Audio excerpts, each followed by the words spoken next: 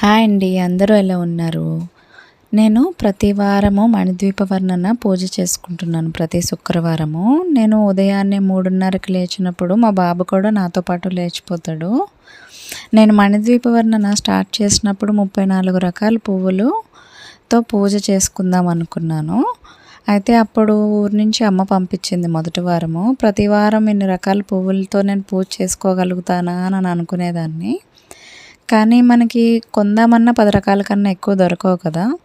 నా ఫ్రెండ్ మాత్రం నాకు ప్రతి వారము పువ్వులు ఎలాగోకలాగా కలెక్ట్ చేసి 34 రకాల కన్నా ఎక్కువ రకాల పువ్వులే అయ్యేలాగా హెల్ప్ చేసింది. మనము తలుచుకుంటే అమ్మవారే ఏదో ఒక రూపంలో మనం అనుకున్నది జరిగేలాగా చేస్తారని నాకు అర్థమైంది. సో మీకు కూడా ఏదైనా పూజ చేసుకోవాలని ఉంది, చేసుకోలేకపోతున్నాము అని అనుకుంటే తలుచుకోండి, అదే అయిపోతుంది.